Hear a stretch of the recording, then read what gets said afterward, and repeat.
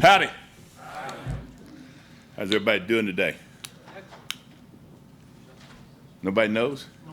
I heard someone say excellent, but nobody else knows. You don't know how you're doing? Are you kidding me? Good, good. All right. Hey, I was here last week. I'm back this week. Said what I need to say last week, so I'll answer your questions, and then I'll get out of here. I won't stay in your hair long. Start right up front with Sam. Over the last several years, how have you seen Alabama's offense evolve schematically? Well, they've adjusted to their personnel, and they've done a good job with a freshman quarterback. Obviously, they felt like he gave them the best opportunity to do what they needed to do, and they've expanded the playbook throughout the season. So they give you a lot of different looks, again. They've adjusted the playbook to what their personnel can do, and they do a great job of that. The right side in the middle, Christy. How would you evaluate how your defense has played through the first few games here? Well, we've played, let me put it in this term, okay? We have played extremely hard, okay?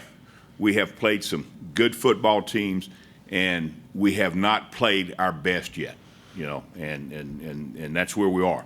There's some areas that that we've addressed and will continue to address. When you're in situations to finish a game, we got to be able to do that. We have not done that as well as I expect and the way our players expect. But the point I do want to make is this: our players are giving great effort. Okay, and that's a good starting place. And we got very good talent. So what we got to do, and what I got to do, is that I got to coach. Not only when I say coach, I'm not just talking about technique or scheme. I'm talking about the mental preparation that they need to go in and play 60 minutes of football. And that comes from the coaches as well, and it comes from me. And, we got to do a better job of that. Right up front on the left side. Coach, how important to match the physical nature of Alabama, and how is this team built to do that perhaps better than you have been in the past years? Well, we look like an SEC defense this year. And again, I don't want to talk about anything in the past, okay? But we knew we had to get bigger. We knew we had to get stronger. This will be another measuring stick for where we are, defensively from that standpoint. But our players have bought into what we've asked them to do. I don't know how much more they can do in the period of time that we're talking about, but they've bought into what we've asked them to do, and great attitude. I'm pleased from that standpoint. And it's a physical league, and you have to be physical to play in this league, and we've made some progress in that area. Far right side, Ben. Coach, you mentioned that Alabama's doing their playbook suited to their personnel, but in that same vein, they went out and recruited a dual threat guy. Is it kind of unusual to see Alabama run a dual threat quarterback, or how does that differ from the guys that they usually brought in there and wanted to run their offense? Well, there's a lot of difference, to be quite honest with you, and certainly, there's trends in football, and from a defensive standpoint, it depends. Do you like to go face those kind of guys at quarterback? No, I'd rather face a guy that can't run, to be honest with you. And then usually those guys have great arms and they're throwing it all over the place. So, you got to be able to, be flexible as well, defensively. And I think we've got the personnel to do that. We've got good speed. We've got guys that do play physical. So, I like our defense. There's no question about that. But yeah, it's a different look for Alabama. There's no question. In all your years in the SEC, have you ever seen them with a dual threat guy, a guy that runs as much? I couldn't quite hear. I guess in all the years that you've seen Bama, or a Saban-led team, have you ever seen them use a guy that runs as much? No, absolutely not. And like I said, they got a very talented guy doing it for them. So, Staying in the back left, Colin. Staying with Jalen Hurts a little bit, how important is it for you guys to turn him more into a thrower this week as opposed to letting him run around as much as he did against Tennessee? Well, those things are always important, but, can you do it? That's the big question. And certainly, you have to get, look at some things scheme-wise and technique-wise, but, he can hurt you either way, and certainly, it's always been their nature. They're going to throw some deep balls. There'll be some balls that we're going to have to defend that are going to be deep balls, and then we've got to be able to rush the passer. We got to be able to play their screen game. Go back to last year, if I'm not mistaken, the first third down we got into a situation where, or it may have been the second third down where they threw a screen, and we know screens are coming. That's part of what's going to happen when you play a pressure defense. So we got to be able to do that. We got to be able to handle the screen game, and we got to be able to keep the quarterback contained because he can certainly beat you with his legs.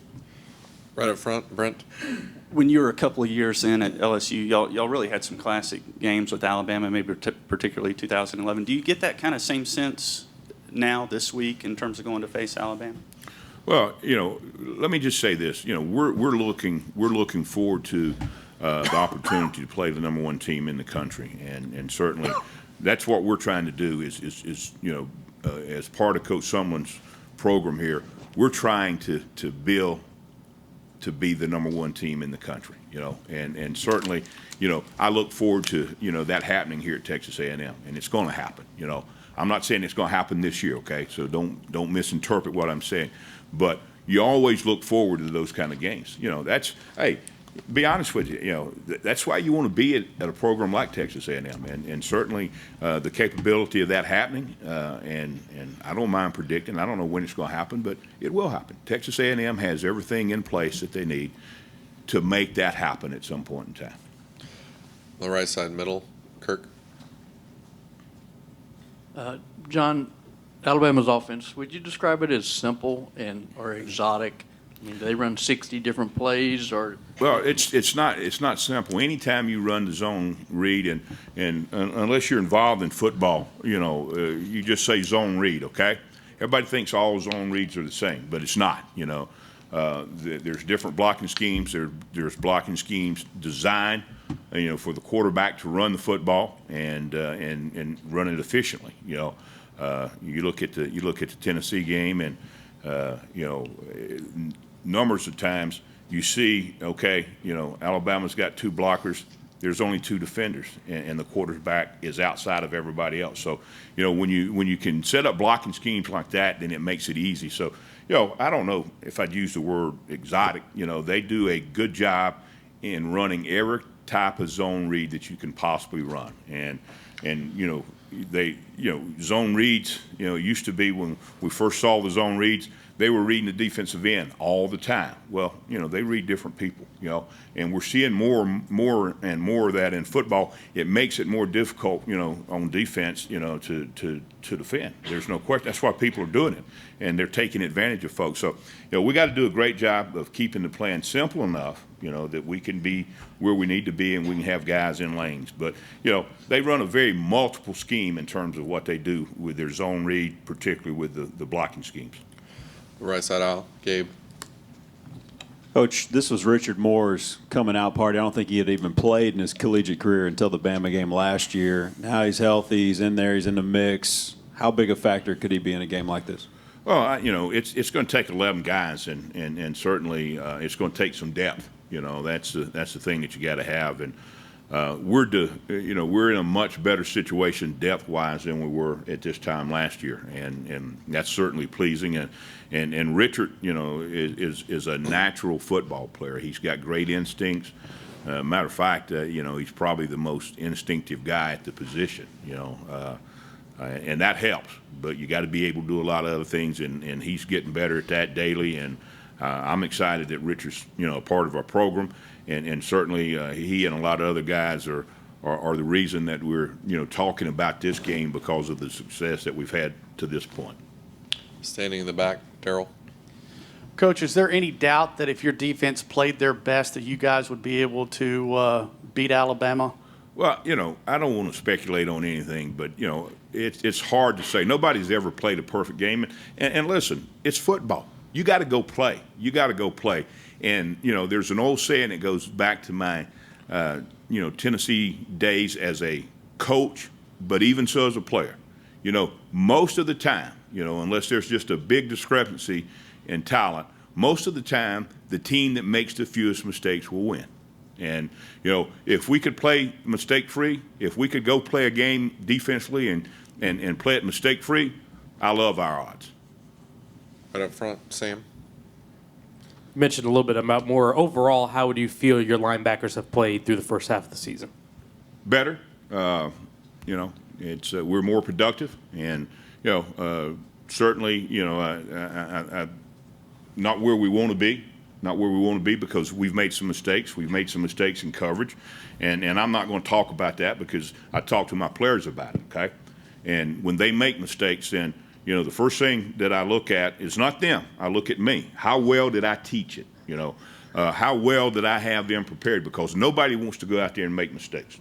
And you know, certainly we're playing. Our run fits are much better than they were at any point in time last year, and you know, so that's progress. That's progress. Are we where we need to be? No, we need to improve from where we were last week, and we need to improve each week to continue to get better, to continue to try to get to where we want to be as a football team.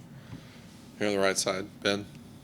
You know, Coach, is going forward? Do you see Kiki starting over Walker from here on out? I saw these started the last couple of games. Well, we're going. You know, we make those decisions every week, okay? And that's the you know, and of course we've had a lot of the guys that started every game, but you know, it's always competition that makes you better. And certainly we're going to try to play and start the guys, you know, who earn it in practice, who may earned it, you know, from the previous game. So the lineup could change at any time. You know, certainly there's guys that, you know, we anticipate being there and everybody anticipates them being there.